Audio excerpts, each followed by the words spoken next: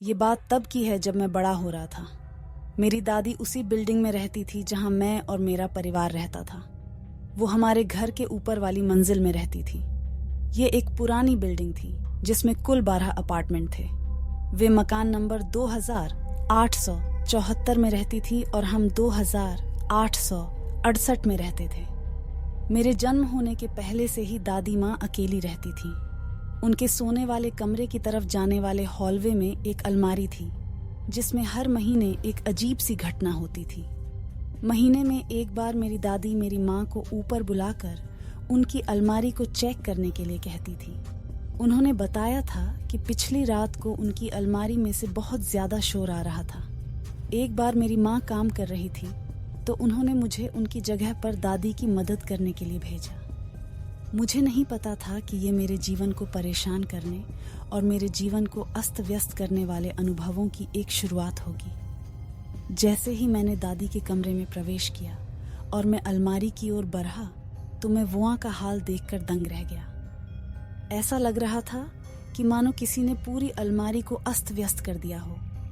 उनके सारे कपड़े, बक्से खुले हुए और सामान अलमारी से नीचे बिखरे पड़े थे। ऐसा लग रहा था कि मानो दादी के कमरे में कोई तूफान आया हो जो पूरी बिल्डिंग को छोड़कर केवल उनके ही कमरे में आया हो। मैंने दादी से पूछा कि ये कब से हो रहा है तो उन्होंने बताया कि ऐसा पिछले 20 सालों से हो रहा है।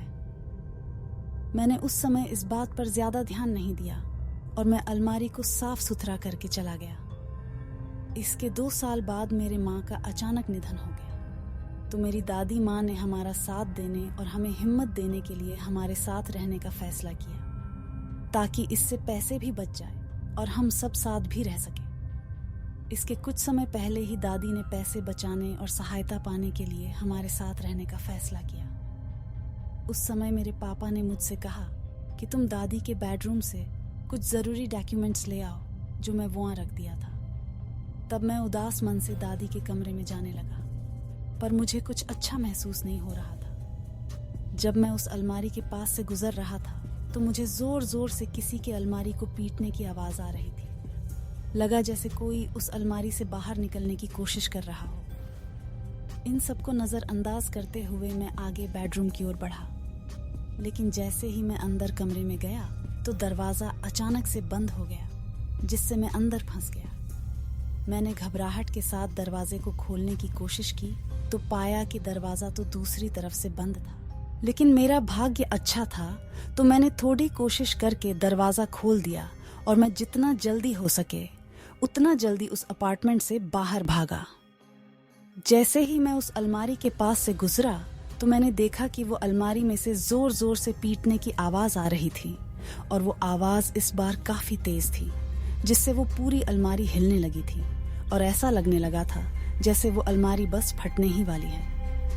मैं पूरी तरह डर गया था और जैसे तैसे करके मैं अपने कमरे में पहुंचा।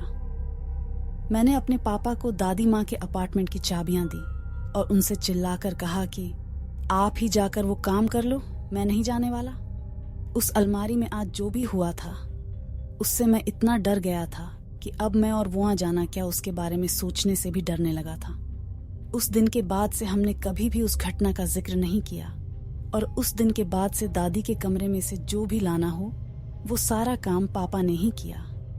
हम अपने जीवन में आगे बढ़ने लगे और हमारे सामने आए परेशान करने वाले अनुभवों को भूलने की कोशिश करने लगे।